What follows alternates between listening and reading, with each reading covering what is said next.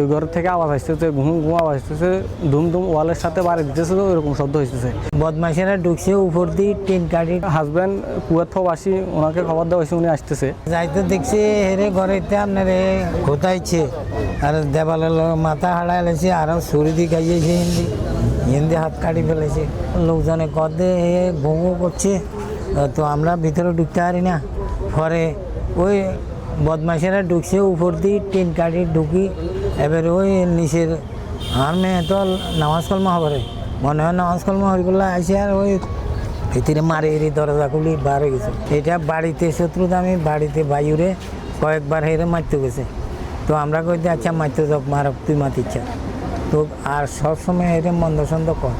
তো বাইতে বিদেশে ভাই আইলেও কিছু কয় না, সোজা মানুষ। আর আমার ফোন দিছে, কদে তোর রসিক বাইছে জি কাজলে রে জামাই বাই কাড়ি ডাকাত করলে 2 কথা করিস আসে দে তো আনক দেখি অন দেখাই বল দেখার তো না।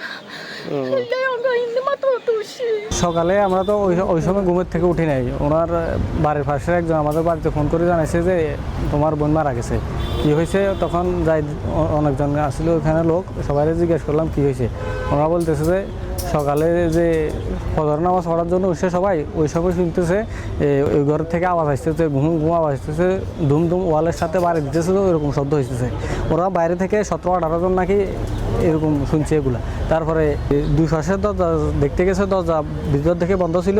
পরে ওনারা এলাকার লোক উপরে সেই রুমে 2-3টা ছেলেকে গাছ দিয়ে উঠার জন্য বলছে, উঠে দেখছে যে উপরে সেই রুমের টিন কাটা আর নিচে দরজাও খোলা। তারপরে ওনারা আলাপ হয়েছে যে ভিতরে কেউ আছে।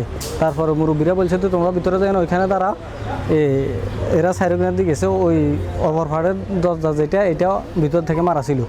আগে ওনারা শুরুতে ওই দিক দিয়ে গেছে, দেখছে দরজা বন্ধ।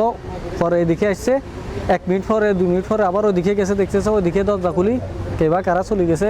ওইখানে পাকঘর একটা ছিল, ওইখানে জানালাটা খোলা ছিল। আর এই লোক বাইরে এসেছে, ওইখানে ফাঁয়ের সাপ ছিল আর কি।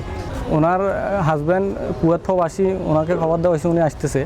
আর ওনার ছেলেরা আছে 3 জন, 2 জন, একজন ফেনী মাদ্রাসাত পড়ে, উনি কোরআন হাফেজ।